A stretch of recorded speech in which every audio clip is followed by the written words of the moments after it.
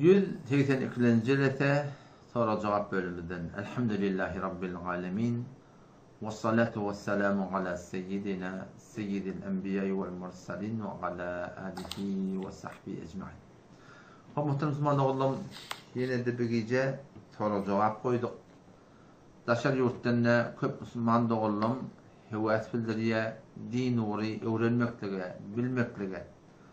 Adam biz ahım mollada borç elden geliyen miqdarsa İslam'a dine hizmet etmekdir. Yani hem Gazanı görüyorsun, kafirleri üşüğü, daş çören qavağıdı, Müslümanın malına, namusuna, canına katet olur. Oturun yerinde canım yani ya, elinden gelen iş yok. Yani. Fakat dua etken, yani umumi iyisen, isten, yadında Müslüman doğuldu. Şu doğrultunda Allah Teala'nın yağdili irafhan tamam değil. Böyle gidip olmanı, yön gidecek köpüğüne. Öyle bir yerde de bir din orada iki tane borcumuz var. Biri iman getirmek, bir de iman yetirmek. Müslüman mutlaka iman getirmek yakınımızı doğrulamalı, imanımızı doğrulamalı, anancımızı doğrulamalı, etikadımızı doğrulamalı, amalımızı doğrulamalı. Bollu mu? Yok bolunak. Tadı Türkmenle bolar etti, ödün olsa olur. Halk bana işim olmasın, yok yanlış. İdinle iman getirdin mi hava, ödün düzeldin mi hava, ne iman yetirmek gerek. Başka ki Müslüman doğulluğuna, elinden gelen dehmedi çekmeklik gerek. Eğer nabini çahaz, eğer saket bin şini günah hast diye de, körü orayasın diye, çukura karşıyım var ya diye de. Sen gözlü hemen görüp durdun, kör adam da var ya çukura karşı. Otursan ne mi? Günahkarçılık da. Şoförün başaki Müslüman doğullum, namazını gezip ya, doğru duygu etikatını gezip ya. Sen ne bilip dursan, İslam için elinden gelen, Müslüman için elinden gelen hayır etmeden, insan için elinden gelen hayır etmeden, ettiği kıyamet günü bilin, yakamaddan katı tutulacak yani. Onun için daydan internetin bilen olsun, yazma bilen olsun, bozma bilen olsun, malın bilen olsun, canın bilen olsun, dilin bilen olsun, kalamın bilen olsun, kadamın bilen olsun, İslam için, din için elinden gelen hayri inşallah etmeklik gerek. Umut ve Huda Teala bizden rahmetini salsın. Hazreti Davud Aleyhisselam ya Rabbi Allah, men sana yakilahım mı deyiptir diye. Ona ya Davud eğer bana yakilacak olsam, men Allah'a anancın doğrulama olsam, men Allah senin imanın doğrulama olsam, men Allah senin ödüme dostum olsam, onunla sen men bendelemi bana yakillat. Sen ben bendeleme men tant deyiptir diye. Huda Teala ağır başı yakillik, Allah Teala'nın bendelerine yaxşılık etmeklik, İslam düzgünü bilen, Kur'an düzgünü bilen yani. Ödümüz iman getirmeklik, baştaki Müslüman doğrulamalı, hatta kafirlara iman ne mi bize yetirmeklik bir, ulukan bir, yani bize bir borç. Herkes 40 farz akide var. 40 farz, ibelada şırda, 40 farza niyat bil, her kişi niyat bilse ahirin abad bil, 7 iman, 5 İslam, 12 farza namaz, 3 kuzulda hem taharet hem teyemmüm 4'tür. Birisidir emri ma'ruf nehy munkar işleri.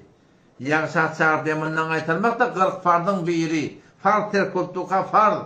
Yaxşat çağır demandan aytılmak. Vacip terk ettuğa vacip, sünnet terk ettuğa sünnet mümkün. Farz terk ettu, iman terk ettu, namaz terk ettu. Ey namaz okuyamasa kul günahkar deyip ölüm Hudaga yalvarıyor.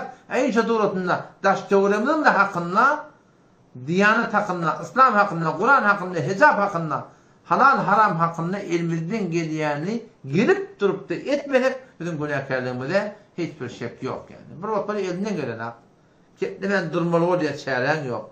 Bir vakit böyle kefin öten hak, aydanın peydafı yok bilip durun. O her kim öde yağdığını derler yani, sücüdül olmaklık gerek, gülür yüz olmaklık gerek bolluğundan. O şu doğrultunda var akıyım bir, Allah Teala'nın razı olsun, toğap han tamam olmaklık bilen, Allah Teala'nın dinine, diyanetine rahmet çekmek gerek. Bu dekeden öğden kavvalım, bollum yok. Allah Teala Kur'an'ın kasam söylettir. Vel asr kasammasın ikinna, innel insane lefî khusr bişek. Tamam insanlar betbakçılığı çümüğünü, meğer illellezîne âmenû mevr adamları ki iman getirttirler ve amilus salihat, amal edittirler. Ne öğler kavvandı. İman getirdiler, amal ettiler. Bollum yok. Ve tevâsav bil hakkı, hakka karşın tavsiye edittirler. Ve tevasav bis sabr, sabra karşın tavsiye ettiler. 4 tat gerek, iman gerek, amel salih gerek. Ve tevasav bil hak, hak aytmaklık gerek, hak tavsırmaklık gerek. Hak ayttan dosta, aralıya, düşman keleniye ve tevasav bis sabr, birbirini sabra dadı çağırmaklık gerek. Allah Teala bizden şimdi isteyaptır ki biz dine kömekçi olayım.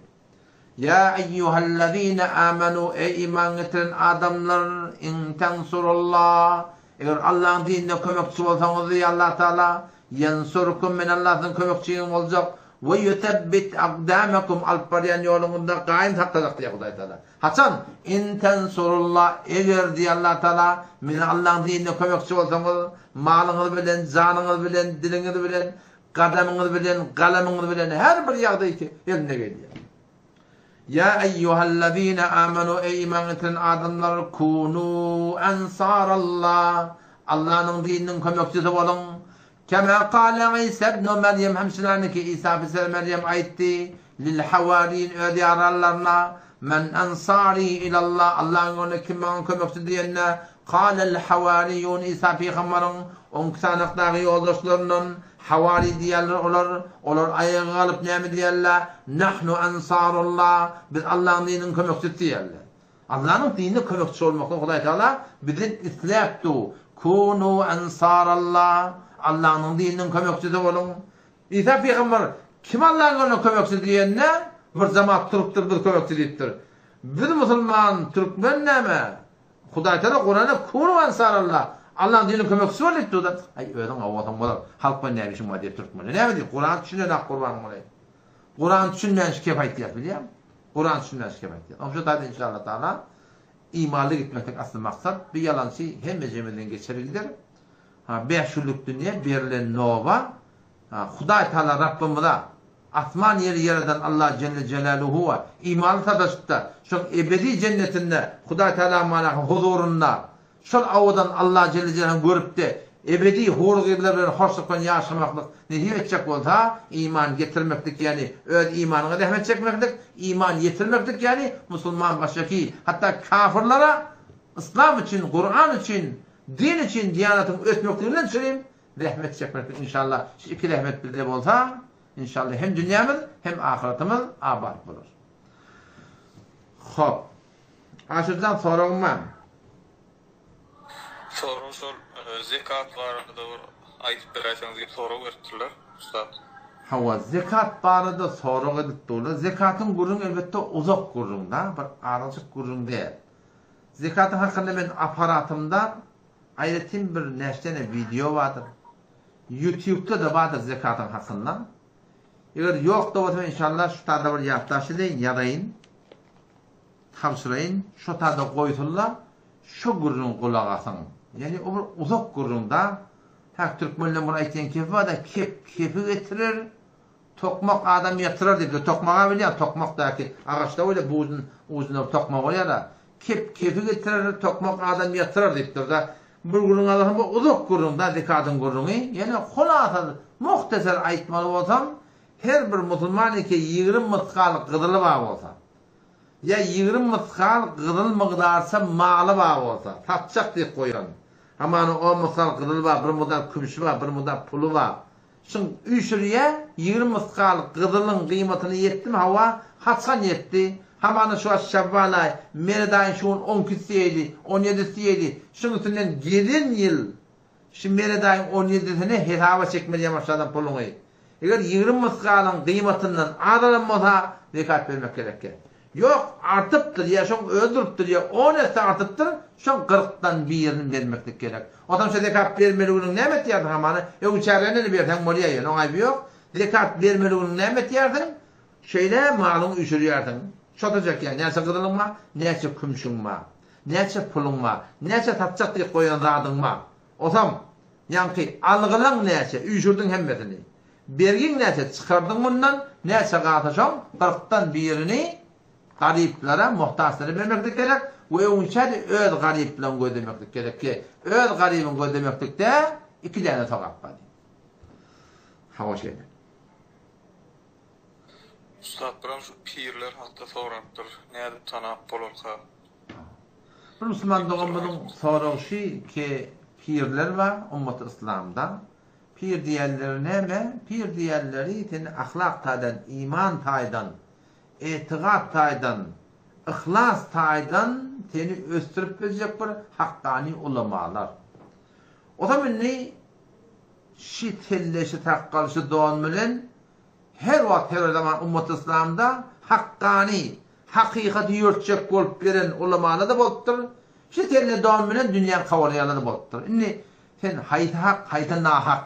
Şunu bilesin diye Allah Teala şon hakkında 180. ayettir galiben. Sure-i Tevbe'da. Bir lafzı ayetinde getirip bildim.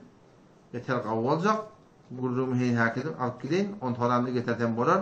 Atyan savatalar. Allah Teala hemen diye. Ya eyyühellezine amenu ey iman getiren adamlar, erkeklerden analar, ittakullah, Allah'dan korkun öyle. Haktan emaklığı Huda Teala yol koyuyor. İttakullah, Allah'dan korkun. Ödünün takva ihtiyar edin. Güneden gövleğini çekin. Namazına kaimdir. Namaz cemaatine kaimdir. Şan bereketine yüreğinde Huda Teala nur koyacak. O tamam. وَكُونُوا مَعَ الصَّادِقِينَ Allah'ta sadıkla bilen bulun. Doğrusuyla bilen bulun diye da. Doğrusu kim? Aytyan kefinin borçluyorsun geldi. Peki ne var? Molla olsun, ahum olsun, pir olsun, takdir olsun, her kim olsun. Hemme ulamaları ki şu siratte tellede takkalla gelip zahiri silagini, hurmatini, salamını aleyküm taklan diye ihtirami etmeyen ki peygamber doğru yapıyor. Emma kimin inilçmeli? Allah'ta ne mi dedi? İttakullah, Allah'tan korkun. Ve kunu ma'as sadikin. Doğrusuyla bilen bulun. Doğrusu kim? Aytyan kefinin bolup verişi şeriat orada den geldin yani. Dünyadan adamlar kaçırıyan olsa öyle dünya kemayil bolmadı. Etikadın doğru diyen olsa mezhebe oraya akidete sağlam olsun. Peygambere oraya bolmalı ettiren olsa öyle sünnete kaim olsun, bedgattan göğlenecek yan olsun. Şimdi bu da attan hem için bilmesi kıyın. Sadece yol var da. Bir tane elek var. Şu elekten ahım oğulları geçirmeli oluyor. Ben de şoran vereyim. Elek ne mi? Hanefi metet. Etikadını, amalını, hayta bırladı. Ortada milletin artık gurrun çıktır. O doğru de, bir doğru de, bir egri, o sünnet, o bedgat deyip mi? Sadece gurrun. Hazahun, pirağa, falanlatin doğru diye, bana yarıp ver, muhur doğurup ver, koyakacak ulamalanmadı. Şey deyip aydanda, şun yüdügödün ödesen öyle bellet yerdir. Hak alim olsa, hak pir olsa, tamam Kur'an'ın sünnetli mezhepten yarıp verer, muhur doğurup verer, kim bir de koyakacak mahim, koyakacak deyip aydar. Ama şun edibilmese, hınlık mınlığa salsa, bilgin ki şol hakkani pir der yani. Kur'an'a sünnete mutabık bolmalı. Yani Kur'an sünnet deyip, çünkü her kim Kur'an sünnetten ödünü deli getiriyor, Kur'an sünnetinin başının teyacı, gözünün nuru, Hanefi mezhep boyunca bir de Kur'an sünneti düşündürüyen ulamalı olsa, şunun bana sana delil verse, şun bereketin inşallah hakkani pirleri tanıyıp başarır yani. Bedene sözün kıyıskatı o da, hak pirler etikadı sağlam olmalı, amalı sağlam olmalı. Etikadı amalı sağlam derim nerede bilecek? Hanefi mezhepten gözdek verdiğimeli, yadıp verdiğimeli, muhr vurduk vermeli. Bildiğim ne midir? Kur'an'ın hadisleri hem başına Allah koyuyor da. Kur'an'ın bir delil ki hadisin bıraktığı sen var hem bilen ha.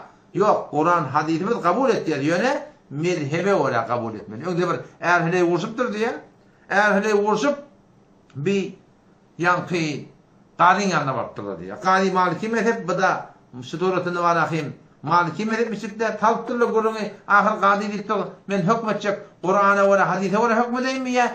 Ama Maliki mezhebine ve diyenne sonra o denana akıllı misip qadiyağa deyiptir.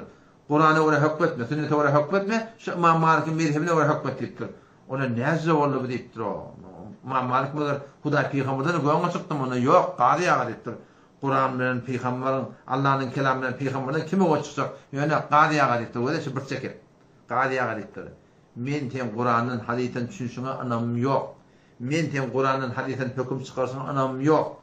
Men İmam Malik'e anam maliktir. Şu konu mezhep ummatta baştan böylük tapılıqlı her qayının yanına Kur'an yer, hadis yer, Kur'an yer, hadis yer, Kur'an hadis başının teyacı gözünün nuru yöne bir Hanefi mezhebe olarak düşündürüp verdiğimiz. Şu doğrusunda. Hava şeyle. Bu tadı bir burada soraptır. Ben şimdi özüm okuyup verin havlıkma. Tadı bir burada deyiptir. Yani kim Arapça yazıptır da limede sebete lillahi teala mekan na'udhu billah. Ne mi deyip diye Huda için dediğinin mekan hayli oluyor. Demin Hasan Huda'da mekan hayli oldu. Allah Teala mevcudun bila mekan sadece vurdun. Yani şun Türkmen dilinde aytmaklık kıyım ol ya. Allah Teala hem yerde diyende o da yer deydi ha diye. Türkmen dilinde aytmaksın doğru olana. Allah Teala ba mekansız diyeyim Allah. Hop Allah Teala nerede var diye. O da hem yerde var diyeyim var yanında. Yine de yer deydin ha diye. Allah hidayet edin seni. Ha. Allah Teala mekanından pak. Allah Celle Celaluhu ba. Yine Türkmence'de ne var? Kep kavşaya. Hem yerde ba. Yine Huda Teala mekan yok yani. Sen sonra ne daha asılsın? Ha, onun şu bir ayarladım diye şu elinde toğuk var diye şu seyret diye geline. Şöyle aylık oluyor diye. Tevziktir de. Ne mi tavuk diye yani?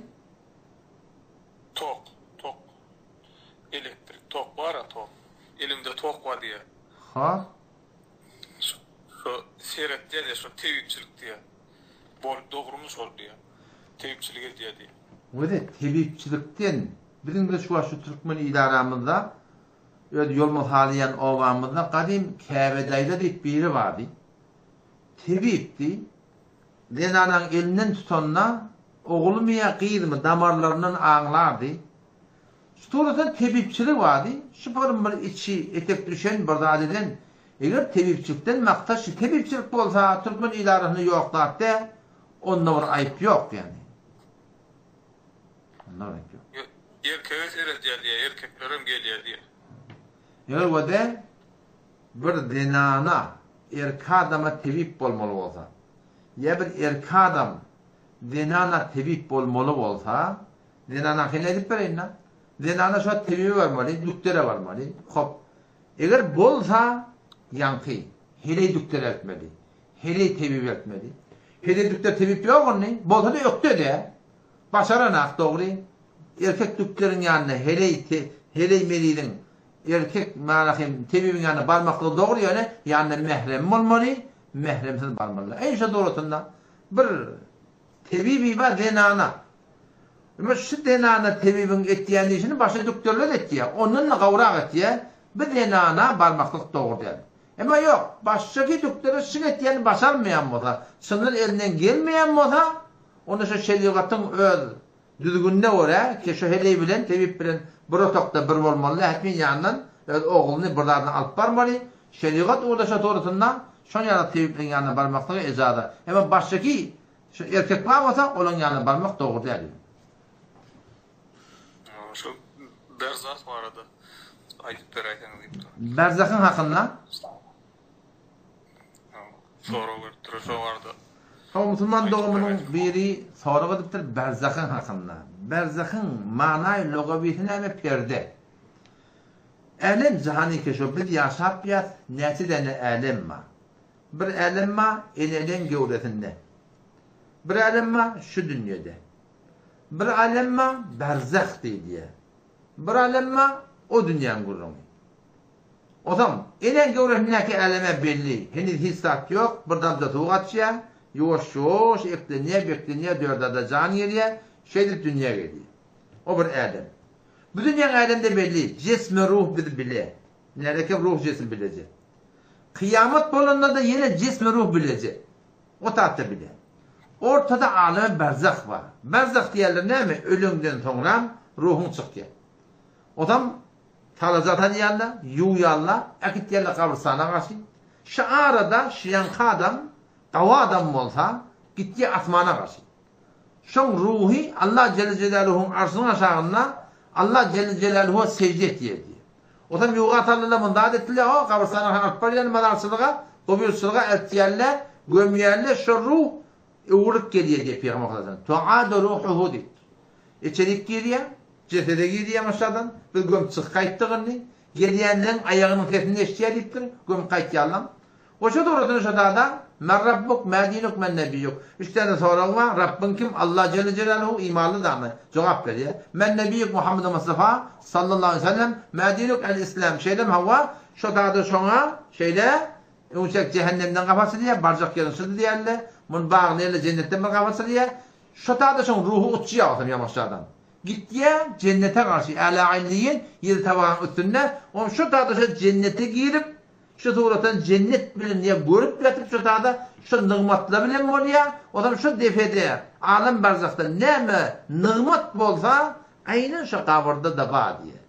İkisi desseň de yani hiç fark yok arada. Yani bir adam şu tada yatandır. Yatan adam yatı, adam yatanna gece ruhu çıkýar, bilýär. Sure-i Zümer'de geliyor. Allahu yetevaffel enfus. Allah Teala zalları ruhları alıyor. Hasan hine mevtiye ölecek vatınlar. Velleti lem temut ölmedik adamda ruhu alınıyor. Hasan fi menamihe uqsunna diye. Feyumsikulleti qada aleyhil mevt. O da adam ikide son ruhu digini ölmer oldu son ruhun saklanıyor diye da. O da şöyle o da gece yatağında ruhun çıkıyor diye Huday Teala. Şu gece yatağında ruhun çıkıyor. Ruh gelimene gitti ya. Ortam horduğunları vardır. Ortam kulen buluşturuptur ödünü. Ya hopuptur ya. Ruh oraya aynı cehette bademi. İmanlı adamın da kabrı aynı şu doğrultunda şu ruhu toran barzakta ala illiyine cennetin içinde cenneti görüp yatýarlar. O şu doğrultunda şu da näme nagapda ştada da ba şuna aleme barzak diye. Telekadamda olsa şu ölünden toran asmana tutsak bolýar. La tufettahu lahum abwabus sema diye Kur'an'da. Asmandan kapıları ona açılmaya. O şu doğrultunda itiraf etýärler, vurup 7 tavan aşağına otada siccin bir tane bir port yer var diye ve ma adrake ma siccin kitabun merqum veylul lil mutaffifin gelýändir. O şu tada şoňa yok adaptör koyup edip onu cehedden alıp barýarlar. Barýarlar kabristana karşı cehede gelip ruh giriye 3 tane soru cevap berip bilmeýär. Ondan soň cennetten gabatýarlar. Barjak ýerin şidi mundan ten mahrum bolduk. Şeýle bir akçak çekdi adam. Hiç vaqta şoňa çekýär diye sonra cehennemden gabatyrıp şondan soň ruhi yani siccine karşı ekildiye kelek adamdan ruhlu şoda saklanýar. Şoda näme arap bolsa aynen şoda bar. Şoňa barzak diýdiler. Odan muňda haqqynda Suriye mu'minuna Allah Celle Celaluhu'nun aýtýan kebi var. Birleşse şoda bir näme getirýin ayet Kur'anlary. Suriye mu'minuna 100. ayette Allah Celle Celaluhu şoda bir aýtýan kebi var. وَمِنْ وَرَائِهِمْ بَرْزَخٌ إِلَى يَوْمِ يُبْعَثُونَ. Şunun öwlerine perde var. Ta kıyamet günü çedilýär da.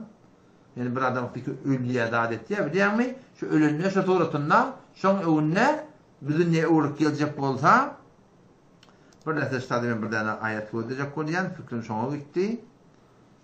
Näme kelim Allah Celle Celaluhu inanekim getirirni hava şeyler. Yani Sure-i Mu'minun şunu getirin. Açıklap aytıp verin şu tahtını. Celvelayli inalekem. Ya samadım Havva. İnalekem. Şöyle. Aftaki şu tahta can çıkmalı oluyor. Hatta idâ câhadahumul mevt. İnanın imanlı adam. Teleki adam indi.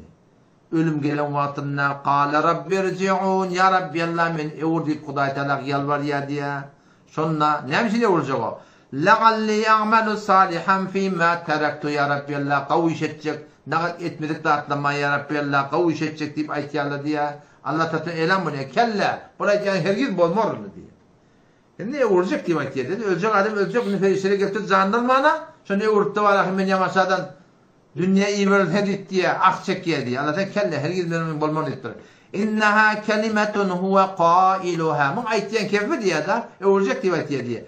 Ve min waraihim barzakun ila yevmi yub'asun. O dünya gitti mi? Ve min waraihim şunun öwlerine barzakun perde var. Hatta şedil. İla yevmi yub'asun ta kıyamet günü şedil.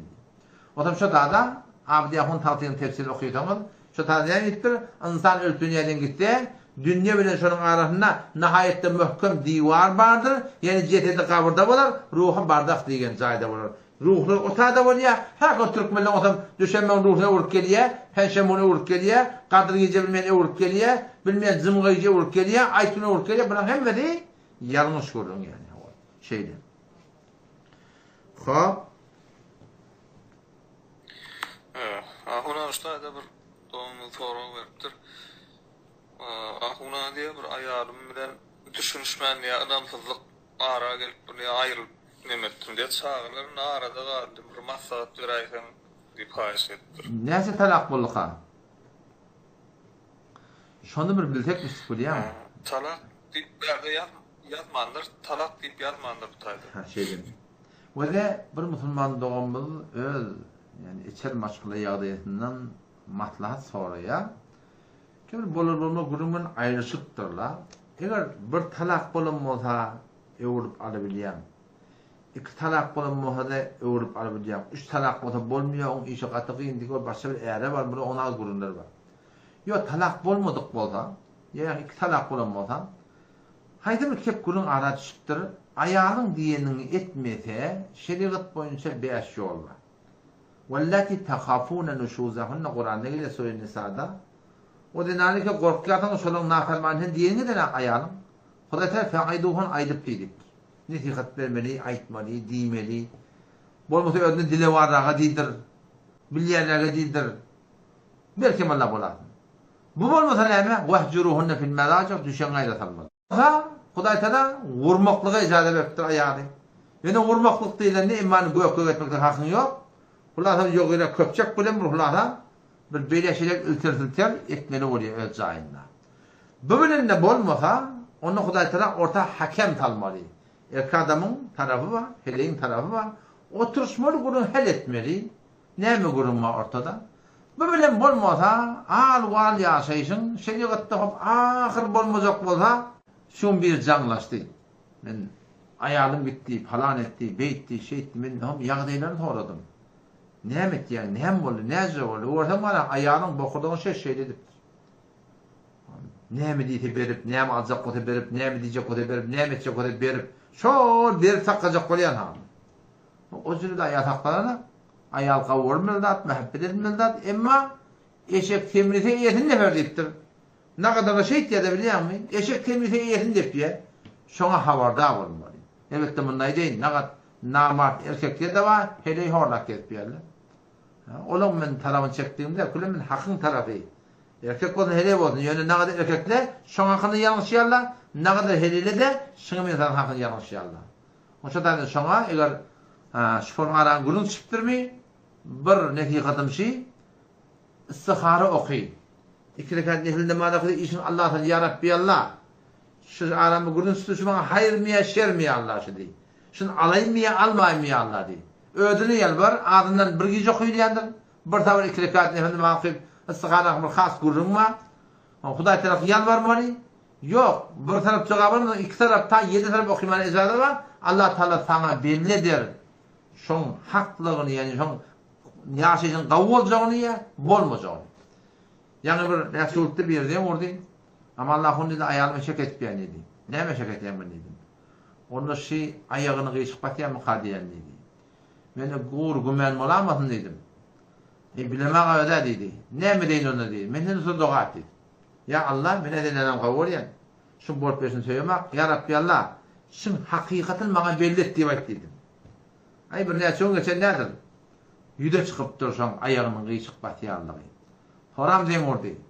Ama Allah'ın ne deyin dedim. Ben dedim hıyanatı yüde çıkıp iyiden arasında belli olan kurdum. Ona yok ay bir SMS'lik anını ver benim. 5 sonunda dedim. Afot dedim. Baksa deyip keptiriyor dedim. Afot dedim oğlanı şoklanı. Yetim koyma dedim. İyisiz koyma dedim. Suratından dua edin. Ya Allah uğrayıpsın alayım mı almayayım mı? Bir tabar tanıdan yirte ısıkhar edin. Hayır olsa şer olsa belli olur.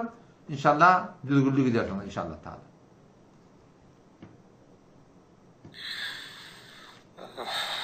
Ona ustayda Tövhid kanalında diye Moğol'da deyip bir nime var diye ahun. Şol ne dinlesem bolar mı deyip haş ettiler tanıyanımı. Hava. Ol Mollazadan men gavtaniyan. Örneğunna batır adam. Cüretli adam. Alımsız adam hem del. Emma 4 mezhebin düzgüne göre bir Hanefi mezhepte inçe mezahatları şola yani avudan düşünşen akla yani. Hemen şu bir mezhebe durmalı yatta biz 800 yıl olmaktan geçenler bir mezhebe durmaktan hakkında umut icma edipti. Bir mezhebe durmak sahabenin arasında bağmıştır. Sahih Bukhari'de hadis geliyor. Bir mezhebe durmak sahabenin arasında bağmıştır. Yani. Onu uzak kurun, onu vermeyecek oluyor. Ama burada son yanaklarda kullen büyük duruşunu inkar etmeleri var. Ya sahapçılık deyip bir sahapçılık bir şeriattan ayrı burada hatta.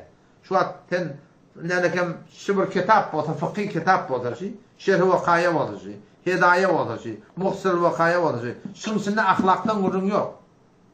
Şunun içinde tevekkülden gurun yok. Yani zahiri amallar bilen bilmezler.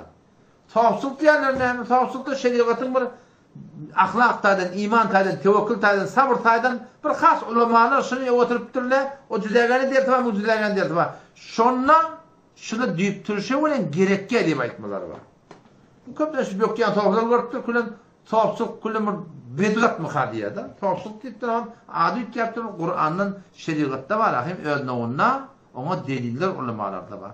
Onun için yani açık koyanım on yana adamdan günün kulak atmakta ihtiyat etmeli yani. İhtiyat etmek gerek.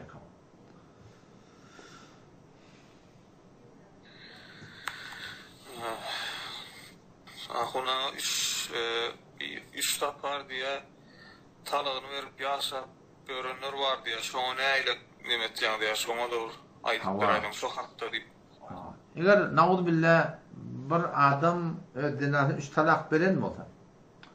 3 talak berdi ýamaşşadan yani barahim ol şeriat boýunça 3 talak bolandan soňra ol 3 tane aýbaş geçirmeli. Bu adam kökünden juda bol. O başka bir eğre barmalı. O baştaki eğre barında da o bilen gelecekte oňuşmasa ya o da öle ata. Ya maşadan mana aýbaşlardan 3 tane geçirip awal kandan barjak bolsa baramaly. Şeýle bir tertip bilen halallanmaklyk bar. Ýoksa 4 bilen ehli sünnetde 3 talaq edip yalandan berdi ýaşap bilen adamda ola zina edip girip gelýär. Zina etmeklik günah kebire. Bu bir adam günah kebire bilen atdy ýaşata yani girip eden atdy, qynalana, tawbaty ýok, istiğfary ýok. Ol adamlardan ahyrda iman kullen selp bolýar diye. 3 talaq bilip bir talaq edip beren gayri muhallet mezhep gerek diýip berenler bardyr. Ola şolaň tertibi bu nawul bilen 4 mezhepde dogrudan o şturtunda kullen hukmy zina bolýar. Ahyrda ol adamlar Hudaý saklasyn yani imanly gitmerler yani. Hawa.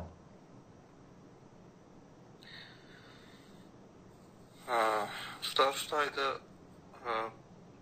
soru verdiler doğanmaz. Erdem sağa qalmasa diye sırkavlığı var bolsa şoň bilen ýaşaşan dogrumy, sabır etmelimi, namaz okanok diye şu soru Söylemeyin. verdiler. Müslüman doğumunun ayalı var şekilli. Namazı okuymayan şekilli. O şaturatında çağatsa bolanak diye. Ne bitmedipdiler? Çağatı bolmayanlık dedekli ayalın ayırışmak doğru değil. Ne diyip ol insanın ihtiyarına değil. Çağal bolmak ya bolmasızlık insanın elindeki de. Allah Teala yehabu limen yeşâ'u inâte diye Kur'an'da. Allah Teala halanına gıyd veriyor. Ve yehabu limen yeşâ'u dhukur. Halanına oğul veriyor. Ev yuzavvucum dhukrâne ve inâte. Oğul gıyd yerdiğin veriyor. Ve yec'alu men yeşâ'u akîme. Hekmâne istediği akîm yani naza yani oğlun bozdurmuyor. O Hudaý Teala'nın işi. Hudaý Teala'nın işine gelip de oğlun bolmuyor. O elletinden ayrılıp gelipdir, atasından ayrılıp gelipdir. Teğabir umid edip gelipdir, oğlum bolmuyor deyip ayağı talak vermeklik bir asıl bolacaklar der. Elbette bir namaz bolsa, namazın aytsın, diýsin. Boyun olmasa bir namaz bilen gezip bolmar yani. Bir namaz bilen bir çatyň aşağında bir, sakpyň aşağında, bamyň aşağında ýaşap bolmar. Bir namaz gezecek bolsa onu saklamasın yani.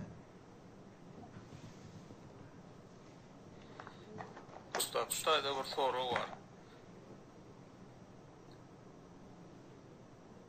Bir usta şeýleýärler, biri çıkıptır diye öwliýalardan kömek islemek ters diýerler. Şol dogrumy hakyna diýipdir. Hawada öwliýalardan kömek islemeklik. Eger sen şu öwliýa diýäniň diri bolsa, ýanynda bolsa, barıp sen haýır doga et diýsen, maňa doga ýazyp ber diýsen. Ben falan şey kömekleştiýdim. Diri öwliýaň ýanyna baryp kömeklenmeklik, kömek islemeklik bunda aýyp ýok. Indi diri öwliýa ba bolsa, 5 tane diri öwliýa bar diýeli obamyzda. Bir tane diýeli. Ha 5 kilometr aňyrda gelip ýa. Sen şonu çağırmayan. Falan näde maňa kömek berewer. Falan näde maňa Doğa yarıp bere var diyeyim ya, ne mi diyeyim ya? 5 kilometre anırda sen geçtin akta. Vakti giden diri evliya ki hala 5 kilometre anırda sen de görüp durdun diye illa 2 kilometre getireydi, görüp durdun diyeydi. Sen geçtin ak, esir düştün ak, diri evliya sen çağırmayan olsan, dağdımı yetiştirip, o adam dedi ki ölüp gidiptirler, ola cenneti görüp hur gıyırlı bilen dolaşıp yatırlar. O dünyanın adamı ki bizden hiç havarda yok. Onları evet çağırmak hiç çok da doğru değil. 5. ayet, 6. ayet. Sure-i Ahkaf 26. paran başında. Allah Teala ne diyor orada? وَمَنْ أَضَلُّ مِمَّنْ يَدْعُوا مِنْ دُونِ اللّٰهِ Kim gomrahrak, kim yol yitirirek, ol bir adamdan ki çağır ya birini. وَمَنْ أَضَلُّ مِمَّنْ يَدْعُوا مِنْ دُونِ اللّٰهِ Kim gomrahrak, ol bir adamdan ki Allah'dan gayrin çağır ya. Allah'dan gayrin çağırmalı mi? Oğlunu çağırttın, gıyrını çağırttın. Çağırmalı mi? Davamını söyledi Müslüman'dan. Kuda temin açıklıyor.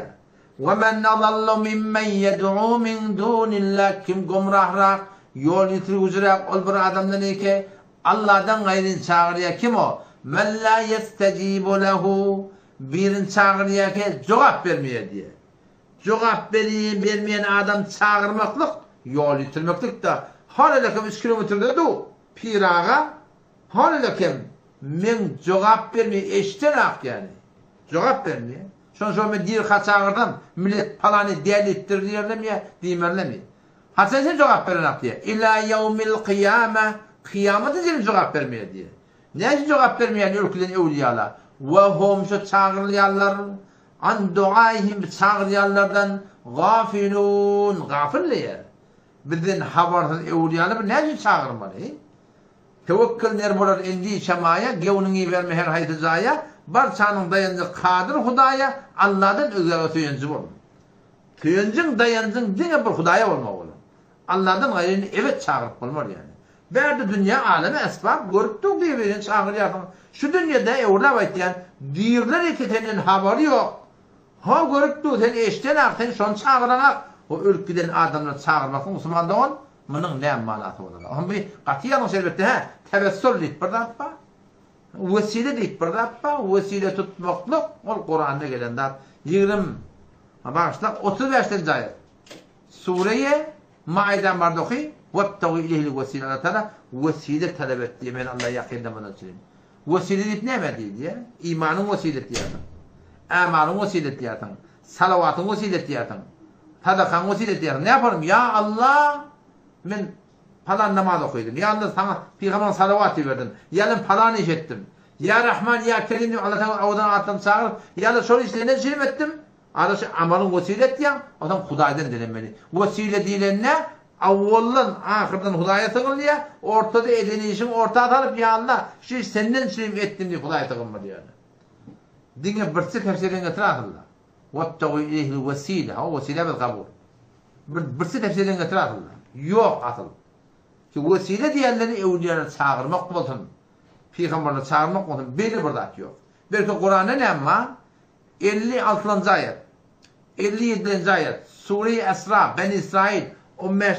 paran başladı 56. ayet 57. ayet Huda Teala ne diye kul ayet peygamber ud'u çağırın ayet diye şu peygamber orada çağırıyallamamıştı da İsa peygamber çağırıyallamamıştı Uzayr Aleyhisselam çağırıyallamamıştık zırlar çağırıyallamamıştık ferişleri çağırıyallamamıştık şun tefsirine geliyor bu botun vurduğunda kul ayet peygamber sonra ud'u çağırın ellezine olur ki zaamtum güman ettiğiniz min dunihi Allah'tan gayri dağdığını yetişiyedi فَلَا يَمْلِكُونَ كَشْفَ الضُّرِّ عَنْكُمْ olur sizden dirir gaytar bilmeye وَلَا تَحْوِلَ اِذَا gaytar maklığı başarmaya اُولَٰئِكَ الَّذ۪ينَ يَدْعُونَ şu sizin çağır yerleriniz, abadet ettiğiniz يَبْتَغُونَ اِلَى رَبِّهِمُ الْوَس۪يلَ diye Allah'a yakınlayacak olup vesile talep ettiğiniz diyor.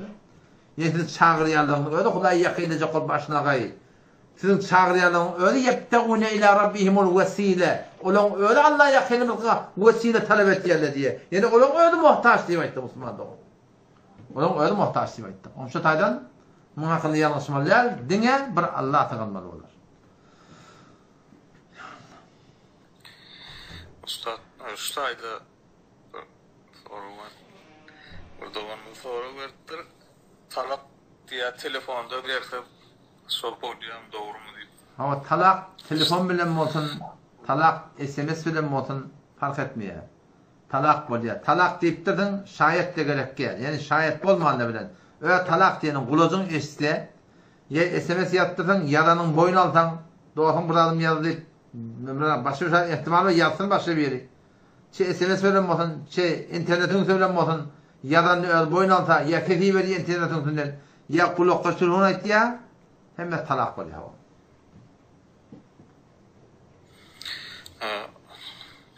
Ahuna ustada bir yaptır 5 vakit namaz mı koyan niye yönü işim uğruna olana ne mesela kam deyiptir. 5 şot namaz okuyup, 5 şot namaz okuyup işin uğruna bolmayan bolsa, bir görmeli awala mescit bam şotada. 5 şot namaz cemaatın hakkında Peygamber'in aydan kefi var. Her kim 5 şot namaz cemaatine gaim olsa Allah Teala 5 şot hilecek deyiptir. Avrosun dünyanın darang dilinden çıkacak diye. O dağlarlar kavrun gurdun nami emalın gurdun cennete girmeyen gurdun o dördü yerin aşağının gurdun. Bedonda avval kunutsa namaz okuyan olsa, namaz mescit bağı olsa, namaz cemaattan kalmalı. Peygamberin berin nutkusu. Her kim 5 şot namaz cemaatine kaymalı, dünyanın dağlarang dilinden çıkacak deyiptir. Peygamberin aydan hak, mescide kayımdır. Sonra oturdu doğa yalvar. İnşallah şun bereketini açılışar gider elbette. Burada bayana öde namazın düzmeli la yöne. Namazın rükûtunu, secdetini, kavmatını, oturmatını, turmatını avadallap daşın doğrulamadı. Hatırısır okuymalı. Şun Peygamber'in emniye kemmin musalli ne kadar namaz okuyanlar var. Soğa var dursun Hudaydan daş altıya kaytam deyiptir biliyor musun? Ne kadar namaz okuyanlar var. Atan kabul olmuyor diye. Ne kadar namaz okuyanlar var. Şun namaz köyüne parça edip şun yüzüne vuruyorlar diye. Bu okanın öldürdüğünü diye. Allah seni harap ettin ben harap ettin diye namaz bedduat ediyor Müslüman. Onun için de namaz olsa düzgün namaz olsa namaz okuyamıyor bir düşünü okuyordu. Subhaneke Allahümme ve bihamdike. Şu keplettin Arapça. Şu Arapça ne mi diyeyim? Şunu düşünmeklik gerek. O zaman işte namazımı düzelte. Mescit bağısı mescitten kalmayın. Mescide barabilmeyen. Haydi bir dağınım diyelim. Ödünü 4-5 sefer mi? 2 nefer mi? Cemaat edin. İnşallah şun bereketine duaları payvent bulun. Duaları kaim yapsın inşallah. Hatmin Huday'tan rızkı ruzine bereket verir yöne. Yani burada da deyin yöne. O diyor tecrübem da. Dünyanın işini işleyersiniz hava. Dünyanın işini işleyip hitap etme. Bulaya falan çekirdi, ondan da falan çekirdi, bununla beydir, bununla şeydir. Şeyle hitap etsen şeyle dündür yani. Hitap etme. Ya Rabbi Allah ağız olsun hitabı götsen görerdin ki. Yani ya Allah ağız olsun kim mısın bereket verme ona değil. Şu formu övü gitsen günahlar da sebep oluyor. Rızkı ruziyen ayrılmak zorunda. Peygamber ne diye? Eğer hadisi yardım etse İnnel mer'a le yahru minel rizqi bilden yusibu. Adamlardan oğul ya Allah Teala verecek deyip koyan rızkından mahrum oluyor. Günahı direkil diye. Günah neme? Aydım saat sıcak tutar işitmek. Günah neme arak. Günah neme teleke, video, film gözlemek. Günah neme gıybet, töhmet. O zaman günah kaçık neme? Meçikten kalmaktık. Şu da adlı sebep oluyor bizim rızkı ruziyemizi kullen kesilsin yani. Onun için günahını gıvlamı çekip de Beşok meçhide düzelsek işte şun bereketine hatmin inşallah düzel şart inşallah.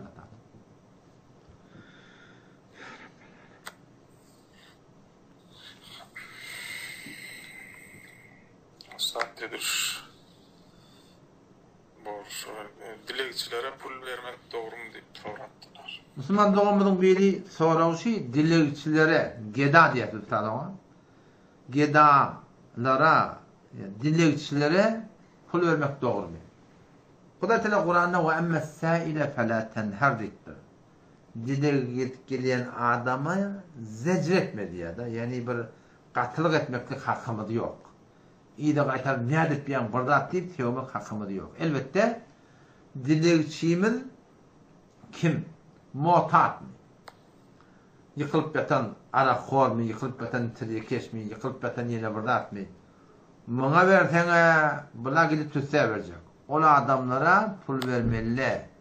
Ola adamlara nasihat vermeli. Cezakumullah. Haberlaşır. Ve aleykümselam ve rahmetullahi ve berekatuhu. netihat vermeli olara. Ben arada bir öňüne bu taraf otobüs bilen birge gittim, düştüm, düşen yerimde ortam bir jawan oglan Molevi diýdi ola. Kömek etsen diýipdim. Golundan tuttum. Golunun ölmeyen bilen ýogy, men dedim ki işte diýdim. Netihat berdim şoňa. Oşa toratynda eger tarabın çyn muhtaçlygyny bilseňiz, yani bir teleke sarf etjekkä, teleke berjekkä berin kömekleşin. Yok, ýüzüňizden belli de öýdi. Ha muhtaçda muhtaç burada. Olara kömek etmeň, olara netihat berin ýöne. Bizim var İranymyzda yaman bir düzgün döwür kardeş.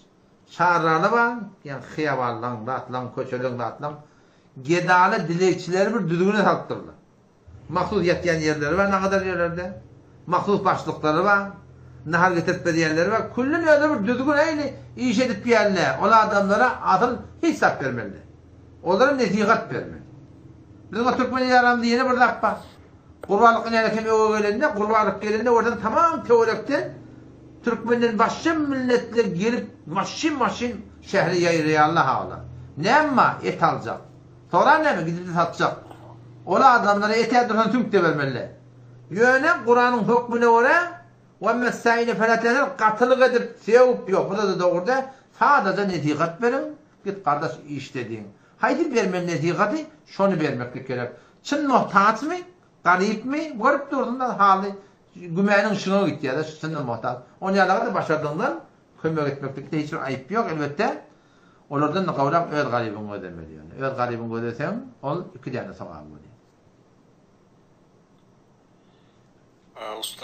Ustalar ayarlığını yazıptır. Selamun aleyküm ve rahmetullah.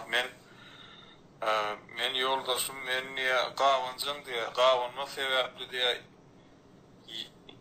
yani boş yere diye, urya diye qavan. Ne eteceğimi bilemek diye. Maksat töreyin gittir. Qavanma diýen gaharjan bolmak mı? Gaharjan, gaharjan uryandır, qavanjan uryandır. Şoňa men geçtir.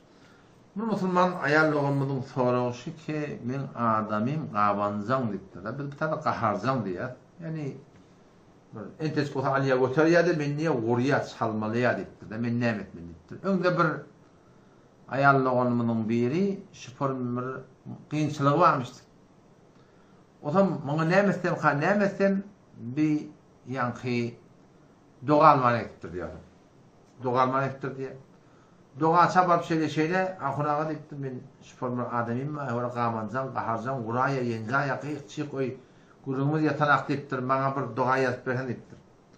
O da bir aňoraýan bir çemleşdirjek bolan bolar. Bir böyle tahta bana yazıp bana beriptir diye.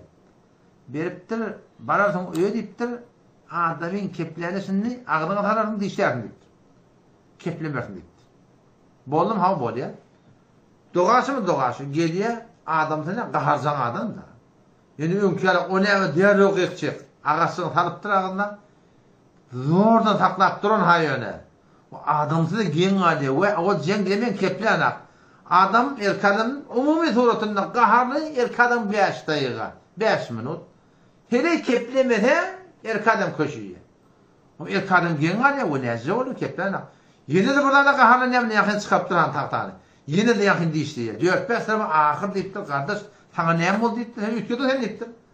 Onda diýipdir bolanda. Näde keplana onda diýipdir. Onu men şeýse dogalman etdim şeýle nädekem. Bu da dogan sen gaharın gelende men şeýle diýişmeli etdim diýipdir. Onu şoň daim diýişedipdir diýär da. Dikkat ayarlagyň öde. Men erkadam. Agym bolsam bolaýyn. Bir erkadamla gaharjanrak. Hawa. Mahtum Şahir rahmetullahi aleyhin bir aýdan sözi bar. Batyr adam tir gaharlanar diýen bunu aýtýar da. Batyr adam, gaýratly adam gahary tir geler diýär da. Bir temelde şolardan bolsun. Her suratynda adamyň gaharlanýarmy? Cengur qıyık mı? Sen kepleme. 5 minut kepleme. Cevap verme. İnşallah hesap olup vermez. O inşallah şeysen inşallah işin düzgüne varar. Yoksam yok. O cengiyenine senden men diyecek olsam o da erkadam onu 50 katı gücüdeken o uğrar yıkar soramın doğrulak var. Men netikatım inşallah ki sen hakkında bir düzgüne sebep olur. O qaharlarını kepleme. İnşallah Teala düzelişir gider inşallah. Hava şeyde. Jazakumullah hayran. Ustad edir şu ada yok sorularını verdi. Tadı men bir soru gördüm. İşte bir soru gelen yani kolya qavalmak diyor. Qıtqanmak diptir hem tadı. Ta Türkmenistan'da doğrulan biri var mı sebette? Ha. Qavalmağa qıtqanmak diptir diye da. Hayt bir yağdayda olsun. Ha. Şol xulasa şol nutqoş. Hop başqa bir soru ustada bir soru var men onu aytып berdim. Mescide kömek etmeklik diptir da. Mescide kömek etmeklik ne yapar? Dikkat edin o da avvalına mescide kömek etmeli olsa üçürden zekattan etmeli. Üçür zekat garibin hakkı.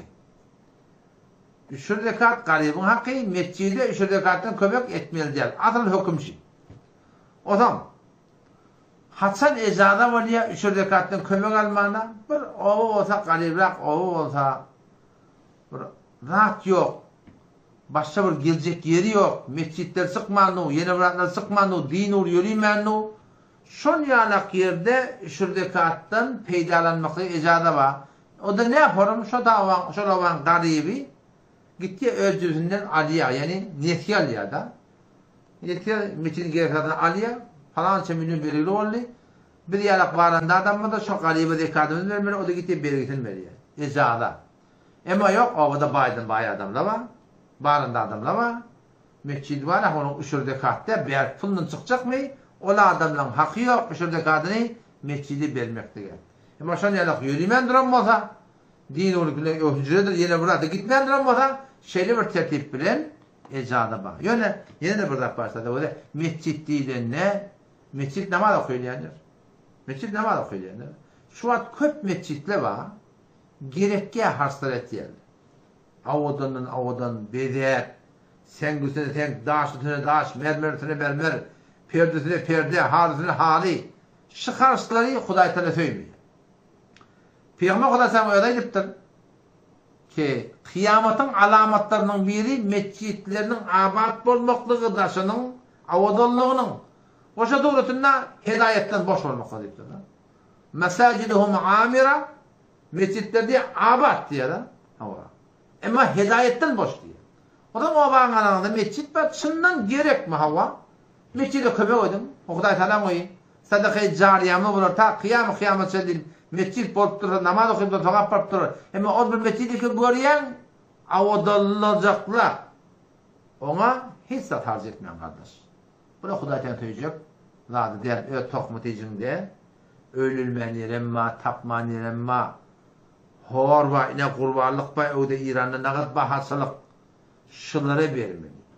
Bizim öyle yolmu tayfan bunda kurbanım olayla.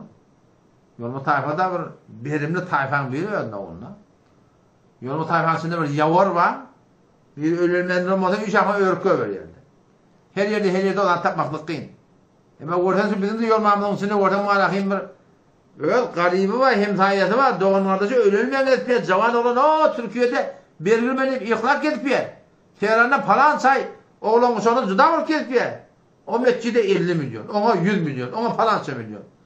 Ne mettin böyle yolma olsun, yolması olsun, her ne olsun. Bayla Müslüman da oldum. Kıyamet günü sizin boynunuzda zekatta masabada par.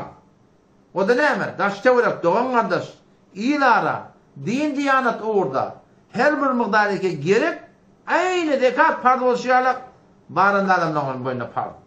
Öz garibini gördüm, öz muhtacını gördüm. Öz gerekliğini gördüm. Teoride versen bir doğru yere ver. Mescidin avudallamaklığında ne peyda? O avudanın inni içinde kalacak da kaldıran aklasın. Avudallaptırı oğlancıkları getiren akla. Hafalayı Allah deyip. Avudun sade becer, koy oğlancıkları da var hem yıkılsın sürsün. Mescide niye her şey öğrenmiyor şöyle? Çünkü mescidler avudallap, oğlancıklar külemara mescidde mehrum edip durdu. Hafalayı yapırdan etkiye ondan sonra da mescide kömek edeydi. Yöne mescide doğru gerek yerine kömek etmek gerek. Gerekke harçtan kömek etsek, erti kıyametin tutular mı tutulmak kadime. Hop, tadı yeni bir soru var. Selamun aleyküm deyiptir. Üşürmüş okusunu kurbanıyla. Tamam. Bir Müslüman doğumun soru yaptım. Ben üşürüm var deyiptir. Garip var deyiptir da. Ganimeme kurbanlık alıp verecek. Üşürümden dekadımdan ayıp var mı? Hiçbir ayıbı yok Osmanlı oğlum. Evet, barınızdan, üşürünüzden, motun dekadından, motun belki nefes alakağından, motun gariplere kömek edin, kurbanlık alıp verin. Ola haydi bir ilmaş alıp verin, gerek dağıtın alıp verin yoksa hiçbir ayıbı yok yani. Ustaydı. Ha ayda.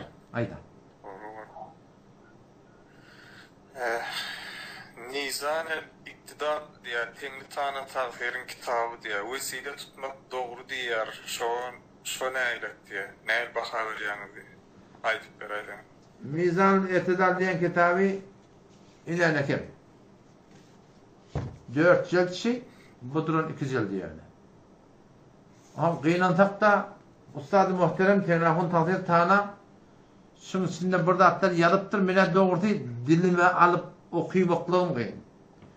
Şunun ödünne de şundan okuyup veren yerimde vesile tutulmaklık, vesile hiçbir ehl-i sünnetin enkarı yok. Vesile tutulmadan neyme bolacak mı neyme? Yani vesile deyip bula evliyalar çağırmalar diyarlar. وَابْتَغُوا اِلَيْهِ الْوَسِيلَ Kur'an'ın 30. ayet. Sure-i Ma'ide'de geliptir. Yöne Allah bilen kasam.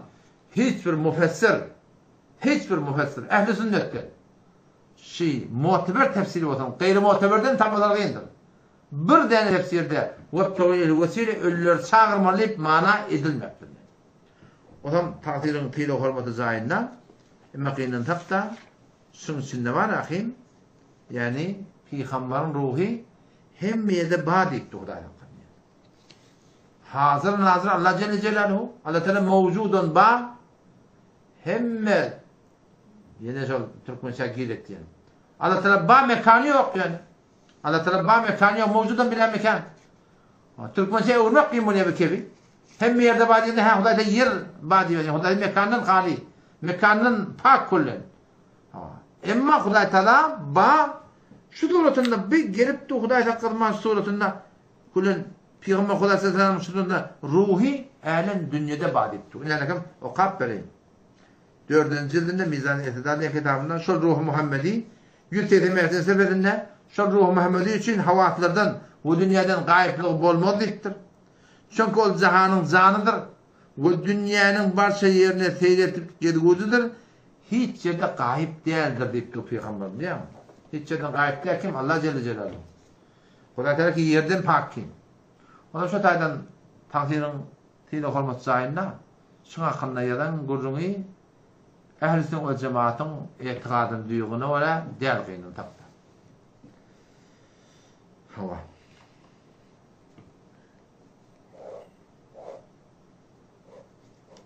Hop, başta sonra burada karlı mı? Öyle. Aşağıda cevap bir doğum yaptı. Selamun aleyküm Mevlam. Kaza namazı adama etmarum kadiptir.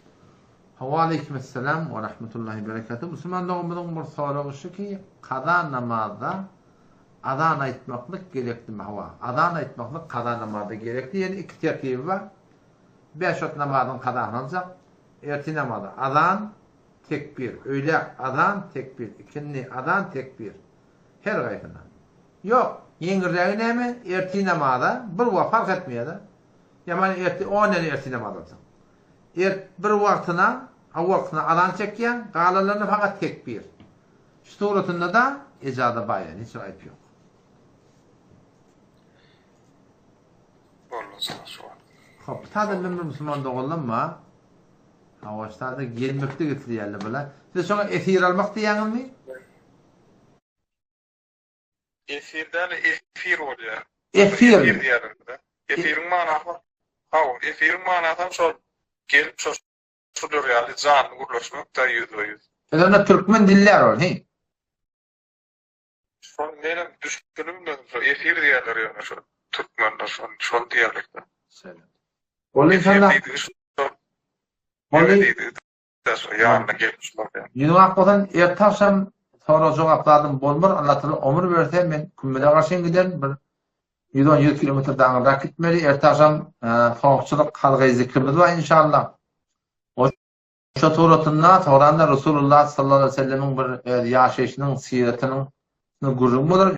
İnşallah onunla TikTok'ta inşallah koyarız inşallah. Böyle Ha, bunu tutat. Tadı bir bırak. Efirim şu bir nemresini yalıptır şu tercümetini. Ha. Efir Türkmenlerle ya şu Ors sözeken şu Ors sözü diye. Efir. Ors sözünü anlattırlar. Ha, o efir olunla da şu manası şu neme oluyor da şu canlı yayınlayan ya şu görüntülü. Boldy. Tadı bir bırak yerde al. Kalın toğra olamaz. Sonra madettir hava. İşte. Hava. Yani iştemen namam okumalı şertim yok diye öye gelip diye kala alsam oluyor mu diye yaptır. Havada dikkat Müslümanlık oldum. Havada bir Müslümanlığımın soruğu şey. Men iş jayımda namaz okumak şertim yok diye. Eğer kala alsam oluyor diye. Şertim yok diyenin maksadı eğer goslu yok bolsa. Ama giliptir iş jayına o tadı yatıkattır, horgaylar görüptür, goslu etmeler oluptur. Şimdi ne etmesi lazım? Goslu etmeyen şemli yer yok, tavuk gene burada. Şon yalak yağdıyla bolsa hava, onu o adam uğrup gelende şu geçen namazlarının kadahınalar. Elbette şu tadı yaşamalı olsa başıyla kayıtmalı yarın. Ne ölen ikinin kayıtacak der, onda şu tadı teyemmüm edip şu tuğratında okuymalı olur. Hava şeyle.